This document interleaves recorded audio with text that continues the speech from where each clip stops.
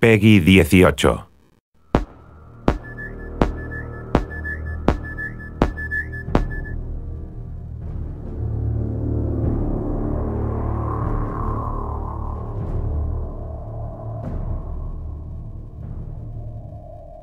One of the exciting things about creating Aliens Colonial Marines is that it's not based on a movie, it's a sequel to a movie, a series of movies.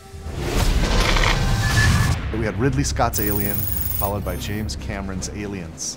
These movies defined science fiction for so many people, and it's humbling that my studio and I get to create a sequel to these films in video game form. Aliens Colonial Marines is immersive. It's fast, scary, frightening, badass, dark. How many fingers am I holding up? He's fine. We tried to take that idea of a really interesting cast of characters and reinvent it a little bit with Colonial Marines. We're spending a lot of time on the authenticity, the feel of all the weapons, the presentation of the story. We're doing some kind of interesting things with the way that we're presenting objectives and how you make your way through the world. You know, we put a lot of effort into being extremely authentic to the films.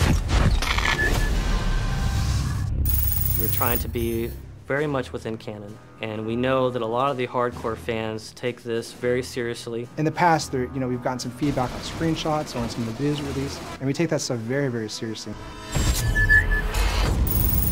We've made changes to the game to make sure that this is what the fans really, really want, and it actually hits the expectations that everyone has. Well, for one, I think one of the similarities that you would find between Cameron's Aliens and where we are with the game is really in sort of look and feel, tone of the game. It has what you would think as if Cameron was directing himself, and at least that's our hope, is that you feel like the cinematography feels correct, you feel like the look and feel of the weapons, the way the aliens move, is something that maybe he would have done if he was directing a game like this. So we want to present something that's as compelling and detailed and beautiful and exciting as the films, but in an interactive experience. So I feel really fortunate to have had the chance to have met with Ridley Scott. We were talking about possibly doing a Blade Runner game, which a lot of people have heard about and would love to see, and we'd love to see at some point. But in that conversation that we had with him, he also knew that we were interested in making an Aliens game. So he brought out his sort of storyboards for the movie Alien, and he went through, basically one by one, and has kind of been able to explain to us some of the backstory and some of those kind of things that we've been able to incorporate in the game. And it was just an invaluable experience to be able to meet him and kind of get a perspective on what it is to have, what he originally meant to do with some of the aliens and that kind of thing. So that was really exciting. The environments in the game are obviously based on the ones in the movie. It takes place after the events of Aliens, the movie. So you're going to see 17 weeks of change. You're going to see what happened when the atmospheric processor exploded. You're going to see what the surviving aliens have done to the planet. You're going to see what Weyland-Yutani has done to the planet. You're going to see what Weyland-Yutani has done to the derelict.